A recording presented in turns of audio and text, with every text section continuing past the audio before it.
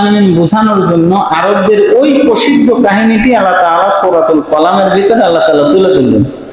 আল্লাহ বলেন যে হে রাসূল, আপনি বলে দিন যে নেককার ব্যক্তি ফসলকে 3 ভাগ করত, 3 ভাগ করে 1 ভাগ সে গরিব দুঃখীদেরকে সে দিয়ে দিত, এবং সে যখন ফসল কাটতো, এই ফসল কাটার দিন সমস্ত গরিব মানুষেরা তার জমিনের পাশে এসে লাইন দিয়ে দাঁড়িয়ে যেত। এটা কতই না দেখতে শ্রুতি মধুর ছিল, ভালো দেখা যাচ্ছিল। কিন্তু এই ব্যক্তি যখন, নেককার ব্যক্তি যখন মারা গেল, যখন সে দুনিয়া থেকে বিদায় হয়ে গেল, তখন এই ফসলের, এই জমিনের, এই ক্ষেতের মালিক হয়ে গেল তার সন্তানেরা। যখন সন্তানরা মালিক হয়ে গেল, তখন এই সন্তানগুলি সব একসাথে পরামর্শ করলো রাতের বেলা পরামর্শ করে বলল যে তোমরা কি শুনছো? যে বলছে যে কি হয়েছে ভাই? তো বলতেছে যে শোনো, আমার বাপ তো এতদিন ভুল কাজ করে এসেছে। বলছে যে কি ভুল কাজ? যে আমার বাপ যে জমিনে সে ফসল ফলাইতো বাগানের ভিতরে, এ তো চরম একটা ভুল কাজ করেছে। সেটি হলো গরিব দুঃখীদেরকে সে ফসলের একটা অংশ দিয়ে দিত। আচ্ছা চিন্তা করো, আমরা আমাদের কষ্টের টাকায় আমরা ফসল ফলালাম, আমাদের বাগানে এত কিছু হলো, সেই ফসলটা আমরা মানুষদেরকে দিয়ে দিব, এটা কিভাবে হয় বলো?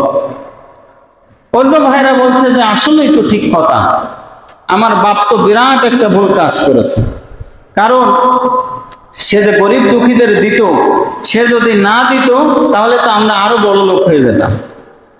মনে রাখবেন, পৃথিবীতে আল্লাহ তাআলা রব্বুল আলামিন 2টা শ্রেণীর কারণে আল্লাহ তাআলা রব্বুল আলামিন রিজিক দেন। যে যে পরিবারে থাকে, সেই পরিবারে মনে করেন যে পিতা, তার রিজিকের দায়িত্ব, অর্থাৎ তার ভরণ পোষণের জন্য সে বাইরে ঘুরে বেড়ায়, তার রিজিক সে রিক্সা চালায়, এই রিক্সা চালানোর যে টাকা এটা আসে, তার পরিবারে যদি বাচ্চা থাকে, তার ওয়াইফ থাকে, এটার কারণে তার ওই টাকাটা আসে। সে যদি ইনকাম করে 100 টাকা, তার নসিবে একদিন রিক্সা চালকের জন্য তার নসিবে ছিল 20 টাকা, কিন্তু সে যে এক্সট্রা 80 টাকা ইনকাম করতেছে, তার কারণ হলো তার বাড়িতে বৃদ্ধ মা বাবা রয়েছে, তার স্ত্রী রয়েছে এবং ছোট ছোট বাচ্চা রয়েছে। এই জন্য আল্লাহ তাআলা রব্বুল আলামিন এই 80 টাকা আল্লাহ তাআলা তাকে বৃদ্ধি করে দিলেন। সুবহানাল্লাহ।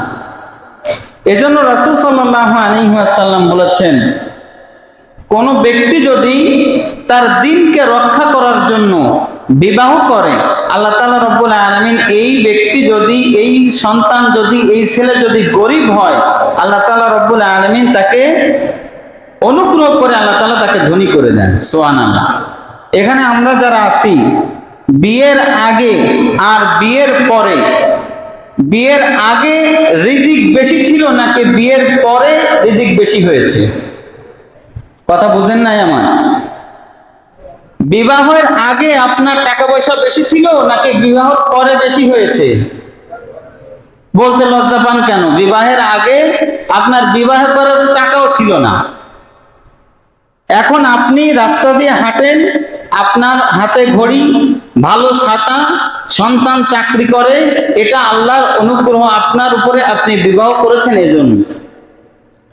তাহলে এই যে রিজিক আল্লাহ তাআলা রব্বুল আলামিন দিয়েছেন, এই সন্তানেরা বলল যে আমরা, আমাদের বাপ তো ভুল কাজ করেছে।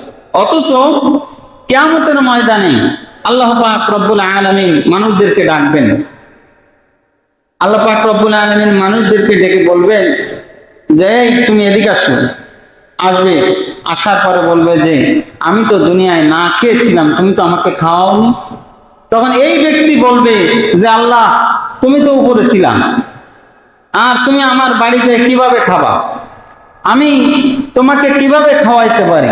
তখন আল্লাহ তাআলা রব্বুল আলামিন এই বান্দাকে ডাক দিয়ে বলবেন, তোমার বাড়ির পাশে যে অভাবী লোকটা ছিল, ক্ষুধার্ত লোকটা ছিল, তোমার বাড়িতে যে ক্ষুধার্ত ব্যক্তি এসেছিল, তাকে যদি তুমি 1 লোকমা খাওয়াইতে, আমি আল্লাহ তাআলা রব্বুল আলামিন খেয়ে নিতাম। সুবহানাল্লাহ। তাহলে বোঝা যায় যে কোনো ব্যক্তি যদি অভাবী দারিদ্রদেরকে খাওয়ায়, টাকা দেয়, পয়সা দেয়, এটা কাল কিয়ামতের ময়দানে আল্লাহ পাক রব্বুল আলামিন এটার জন্য আল্লাহ তাআলা রব্বুল আলামিন তাকে অনেক পুরস্কার দান করবেন। সুবহানাল্লাহ। এই সন্তানেরা বলল যে আমার বাপ ভুল কাজ করেছে, এই ভুল কাজ আর করা যাবে না।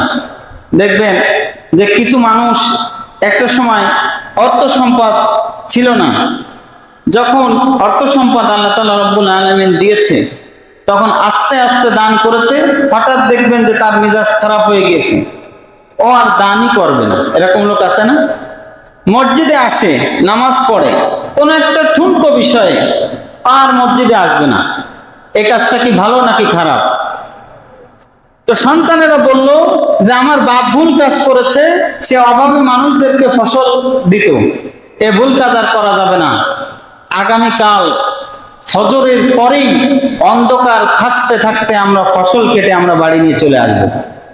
ভাইরা বলে যে বুদ্ধি তো ভালো কথা, যে ফসল কেটে আমাদেরকে আগে আগে যদি বাড়ি নিয়ে আসি তাহলে অন্তত যারা লাইন দেবে ফসলের জন্য এই ফসলগুলি তারা পাবে না, আর এই ফসলগুলি আমরা পেয়ে আমরা তো কোটিপতি হয়ে যাব। রাতের বেলা তারা সিদ্ধান্ত নিল ভোরবেলা গিয়ে আগে আগে ফসলগুলি কেটে তারা বাড়ি নিয়ে চলে আসবে। আল্লাহ পাক রব্বুল আলামিন বলেন আমি তাদেরকে পরীক্ষায় ফেলে দিলাম। ফজর হয়ে গেল, ভাইরা তাদের সমস্ত কিছু নিয়ে যেগুলিতে ফসল আনতে পারে তারা মাঠে চলে গেল, বাগানে চলে গেল ফসলগুলি কাটার জন্য। যাওয়ার পরে দেখলো আমি আল্লাহ পাক রব্বুল আলামিন এই ফসলগুলি ভস্ম করে দিয়েছি। নাউযুবিল্লাহ। সবাই গিয়ে দেখে যে পরিমাণ ফসল আমাদের জমিনে হওয়ার কথা গতকালকে দেখে গিয়েছিলাম, এখন এই গোটা বাগানটা ধ্বংস হয়ে গিয়েছে। নাউযুবিল্লাহ। এখন তারা উপলব্ধি করলো যাহারে যে আমরা তো ভুল কাজ করেছি, মারাত্মক ভুল কাজ, যে ভুলের জন্য আমার বাপ তো 3 ভাগের 1 ভাগ বাড়ি নিয়ে যেত, আর আমরা সব ভাই মিলে বাগানে এসে এখন একটা ফসলও তো কাটতে পারলাম না।